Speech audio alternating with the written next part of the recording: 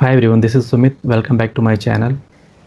So in this video we will see introduction of Java and we will talk about why Java is most popular programming language. So let's start.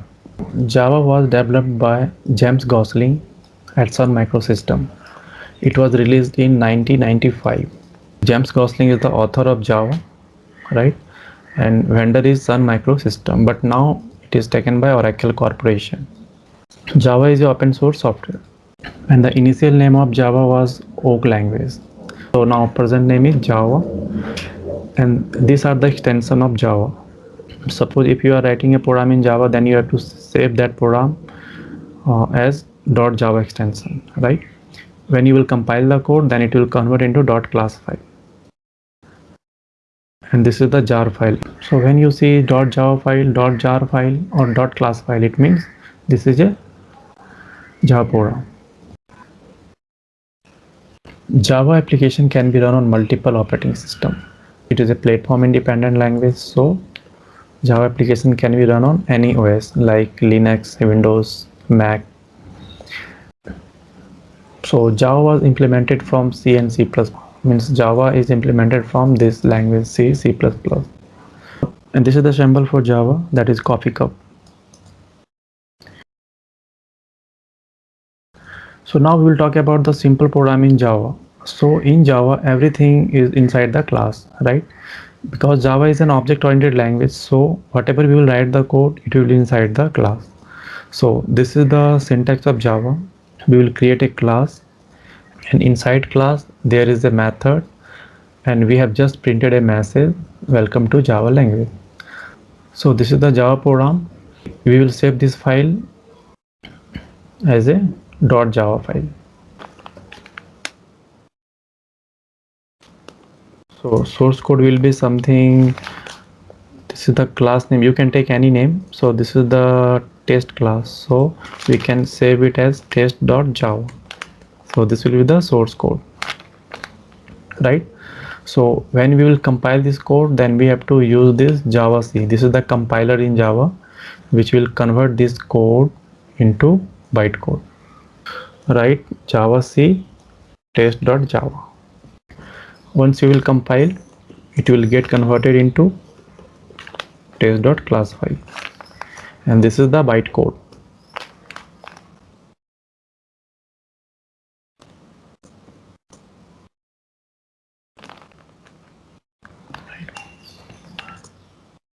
Now to run the program, we have to type Java, and this is the class name. So in this case, so in our case, I have a test class, so I can execute this program using Java test. So it will execute the program, and this will give the output what we have printed. This is the way for compiling and executing the program. Now we will talk about the Java version. So these are the version and these are the release date, right? So currently we have latest Java version, that is Java 16, which is released on March 2021, means in previous month. So this is the latest version, but still we are using JDK 8 and JDK 11. Why we are using JDK 8? Because this is the LTS version,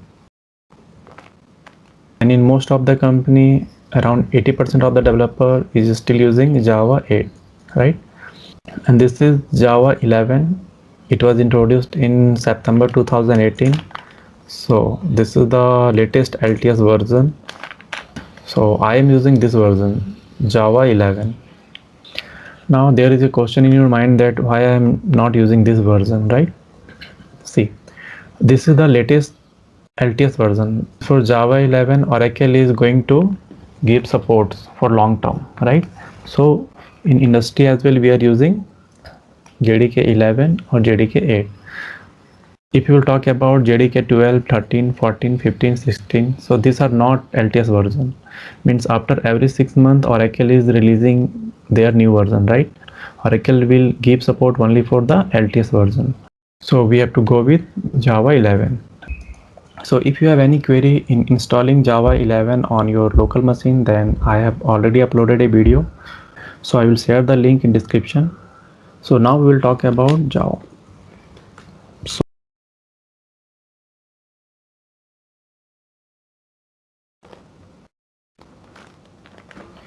So if you will talk about Java, then try to understand. Java is an object-oriented and platform-independent programming language.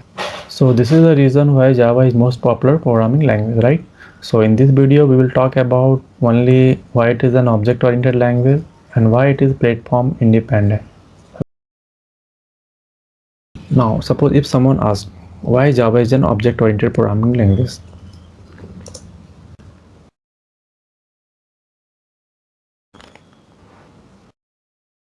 This is the question. So what will be your reply? You have to just tell that Java is an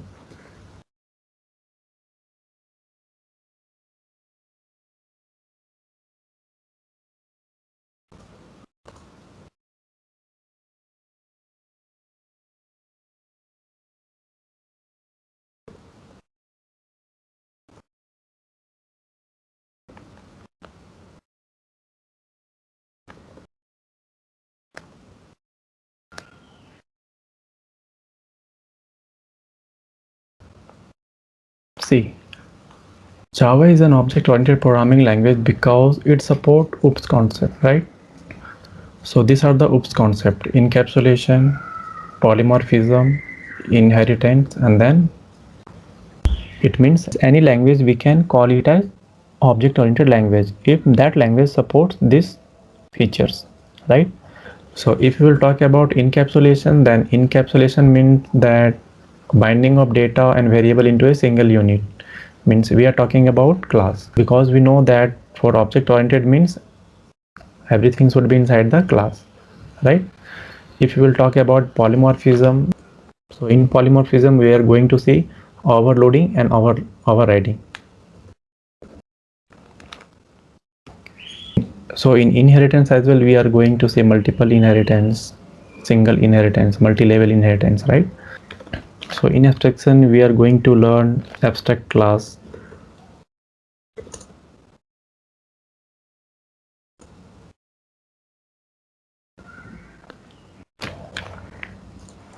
So this OOPS concept I will teach you in details. So for now, just try to understand that these are the OOPS features. So if any language, we call it as a object oriented programming language if it supports this OOPS concept, right? So we can say that these are the four pillars of OOPS. So apart from that, there are many OOPS concepts, but these are the most important ones, right? C++ is also an object-oriented programming language. We have already learned C++, then why we are learning Java? So try to understand. In C++, we have learned what is class, how to create object. But C++ is a partially object-oriented language. In C++, we have introduced class and object. So there is a global variable in C++. So we write global variable outside class, right? Main method outside class. So global variable in C program we are writing outside the class. There was a main method in C++ which we have to declare outside the class. So these are the disadvantages of C++, that all the codes are not written inside the class. Means some of the code we can write outside the class as well, right? So this was a limitation which was restricting C++ to become a purely object-oriented language, right? So what are the problems we have faced in C++? That problem was covered in Java, right? So we can say that Java is a object-oriented language, means in Java no code will be outside the class. When we will learn Java, then we will see that whatever we are writing in Java, everything should be inside the class. In my upcoming video, we will see in detail what is encapsulation, polymorphism, inheritance, and abstraction. Now we'll talk about why Java is a platform independent programming language.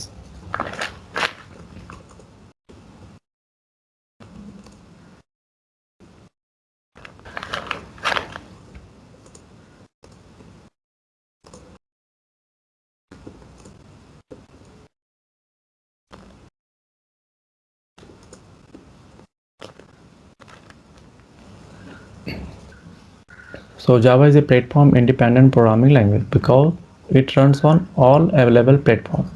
So platform means any OS, right? Means Java application can be run on any OS like Windows, Linux, Mac. So this is one of the most important feature of Java, and this is the reason why Java is most popular language, right? And suppose if you have created a application on Windows machine, then this application we can run on Linux, Mac, means on all OS we can run this same application. Means we are not going to build this application again. So if you write a program using Java application, then you can run that application on any OS. So the benefit will be that you will not need to write the code again and again for different OS, right?